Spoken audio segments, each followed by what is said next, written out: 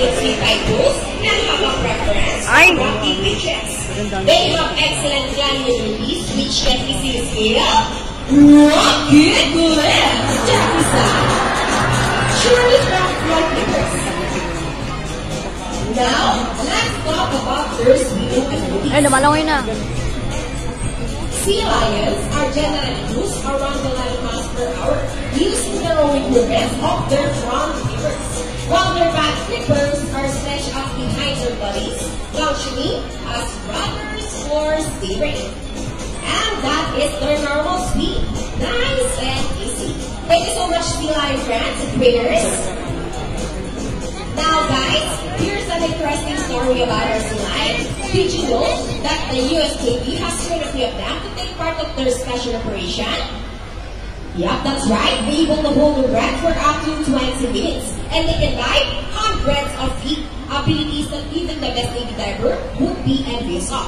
And since they cannot be detected by radar underwater, they are taught to recognize and avoid underwater mines. Well, friends, traders, are you ready? Go down. Now, let's march. Ready, guys? 1, 2, 3, 4, 1, 2, 3. This time, could you please join our sea lion in a salute? In a count of 3, everybody please salute and let's make this one loud.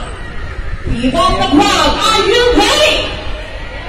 Hey guys, I can't hear you. Are you ready? Now let's go.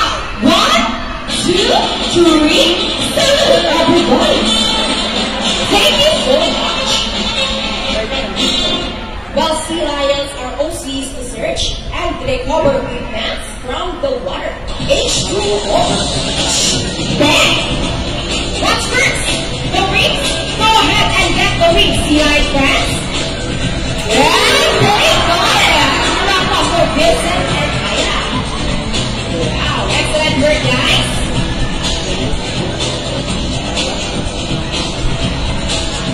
And wow, look at asking for it. Okay, so winners, what's next? The ball? Why did you get that the ball? It's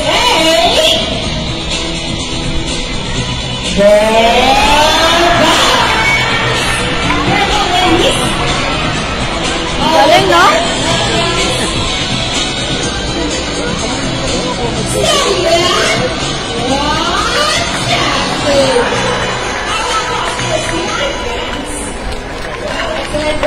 Galing. Okay, I think we got everything. The ball in the ring, the rain of ball. Now let's move on. You know what, guys? Here at the Ocean Park, we have 5 cells. Hey, David, I was stopping you. What does she want? Please, okay, give her some. Can I continue? Okay, as I was saying, here at the Ocean Park, we have 5 South American sea lion. Hey, David, I was stopping you again. Maybe she wants to say something. Pero, Senator Trainer David. What did you say? She said we are not yet done. And why? There's one more missing object. Are you sure about that, Ira? Well, let's ask Vincent. Vincent, is there one more? One more? Okay. Well, let's ask the oldest here. Hey guys, is there one more missing object? Are you sure? Oh no, you made Vincent so sad. Hey guys, that's bad. If there's really one more missing object, could you please tell Vincent what that is? It's a gun. Are you right, Ira? Well, it's a mission for us to search that missing toy gun. Let's go. Vamos. It's a mission back.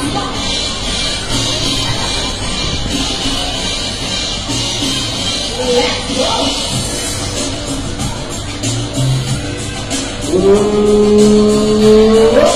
Is it there? Still nothing? Well, people are looking.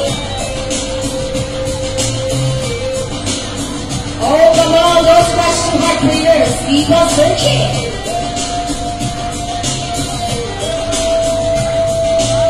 Keep on rolling.